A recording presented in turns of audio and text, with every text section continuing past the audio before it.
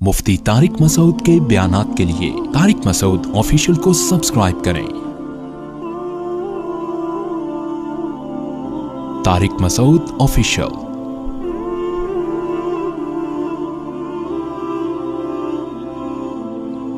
बाज लोग ये कहते हैं ये इख्तलाफी मसाइल हैं, मिंबर पे छेड़ने नहीं चाहिए, लेकिन ये इतने छिड़ चुके हैं कि इसमें इतना प्रोपेगेंडा हो चुका है कि इसमें अब मैं चाहता हूं कि इत्तेदाल वाली राय एक बता दी जाए। लोग इसमें गलत सही में फर्क लोगों ने एक अजीब सा वो बन गया। बाज लोग ये कहते हैं, हम पर इल्जाम लगाते हैं कि ये लोग, इन लोगों का अकीदा है कि मुर्दे सुनते हैं, लिहाजा ये लोग मुर्दों को जिंदा मानते हैं और ये शिर्क फैला रहे हैं। तो पहली बात तो मेरा ये अकीदा नहीं है कि मुर्दे सुनते हैं, आई बात समझ में। और ये उलमाए देवबंद का भी मुत्तफकुन अलैह अकीदा नहीं है। मौलाना शीम गंगोही रहमहुल्लाह ताला, हजरत मौलाना सरफराज खान सफदर साहब जो कितने बड़े आलिम, अभी माजी करीब में उनका इंतकाल हुआ, इन सब की तहकीक ये है, इस पे मैं हवाले दूंगा तो बात लंबी होगी। इनकी तहकीक ये है कि जहां नस से किसी मुर्दे का सुनना साबित है वहां तो हम सुनने के कायल हैं, उमूमी तौर पर हम मुर्दों के सुनने के कायल नहीं। ये भी एक इल्जाम खामखा में खाते में डाला हुआ कि ये मुर्दों के सुनने के कायल है, और फिर उस पे तंज, भाई है ही नहीं तो कहां से हो। इन्नका ला तुस्मिउल मौता, कुरान कह रहे हैं नबी आप मुर्दों को नहीं सुना सकते। वला तुस्मिउ सुम्म दुआ, बहरों को सुना नहीं सकते,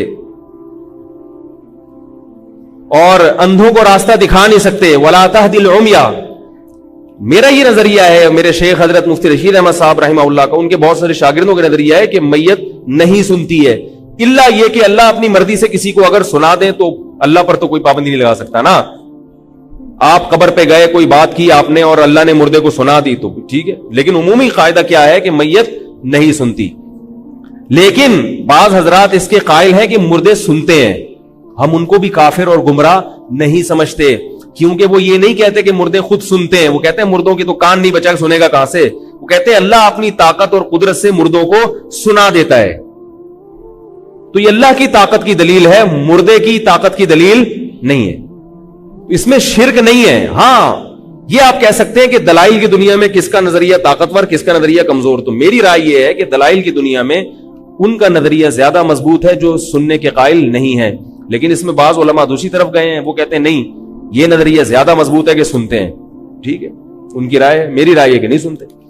आ रही है नहीं तो पुलिस आ रही है, फिर समझ में नहीं आ रही है तो फिर पुलिस आ रही है।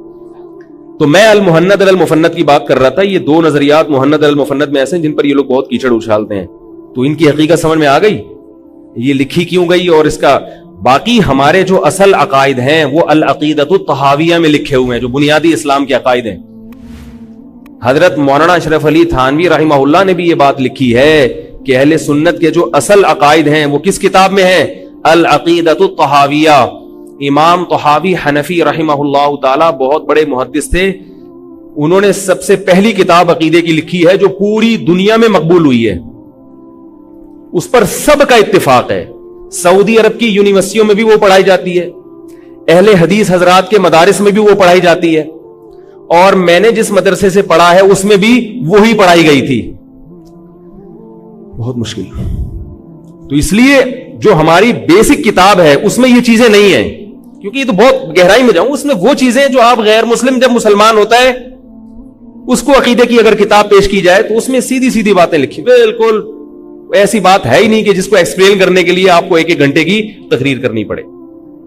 समझ रहे हो कि नहीं समझ रहे। तो अल अकीदतुत तहाविया, इमाम तहावी की अकीदे की किताब, वो आज भी मदीना यूनिवर्सिटी में पढ़ाई जाती है, अरब भी वही पढ़ते हैं, अजम भी वही पढ़ते हैं। और अफसोस की बात यह है कि हनफियों में उसको कम पढ़ाया जा रहा है, शाफी, हम्बली और अहले हदीस उसको ज्यादा पढ़ रहे हैं। ये बड़े अफसोस की बात। हालांकि वो लिखने वाले कौन थे, हनफी थे। नहीं आ रही मेरा ख्याल है बात, यानी वो थे हनफी, मगर हनफियों के मदारिस में वो बहुत कम पढ़ाई जाती है। दूसरी किताबें ज्यादा पढ़ाई जाती हैं जो बहुत गहराई में जाके फिर उसमें इख्तलाफात शुरू हो जाते हैं, कोई उससे इख्तलाफ करेगा नहीं, ये नहीं है। तो मेरी ये राय है, और मैं क्या, बड़े उलमा की ये राय है। हमारे शेख हजरत मुफ्ती रशीद अहमद साहब रहमहुल्लाह ताला फरमाया करते थे कि अहले मदारिस को चाहिए कि मदारिस के निसाब में अकीदे की दूसरी किताबें खत्म करके अकीदा तहाविया को निसाब में दाखिल कर लें, کیونکہ وہ کتابیں اپنے اپنے زمانے کے لحاظ سے وہ بھی ٹھیک تھی، مگر وہ جن لوگوں کے جواب میں لکھی گئی وہ لوگ آج کل مارکیٹ میں ہیں نہیں.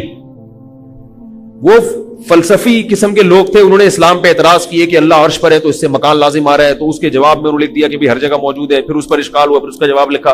تو وہ اپنے زمانے کے لحاظ سے وہ ٹھیک تھیں، مگر اب ان کی ضرورت نہیں ہے. اب ان سے فرقواریت پھیل رہی ہے، کیونکہ لوگوں کی اب مینٹل اپروچ جو ہے نا اتنی زیادہ نہیں ہے، تو ان کو وہی باتیں بتانی چاہیے جو ان کا ذہن اس کو آسانی سے قبول کر لے.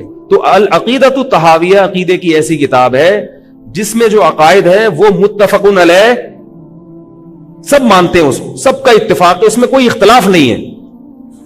ایک چھوٹا سا جزیہ اختلافی، مگر وہ بھی ایک لفظی ہیر پھیر ہے اس میں، تو اسی وجہ سے تو اس کو عرب نے بھی فالو کیا، عجم نے بھی فالو کیا.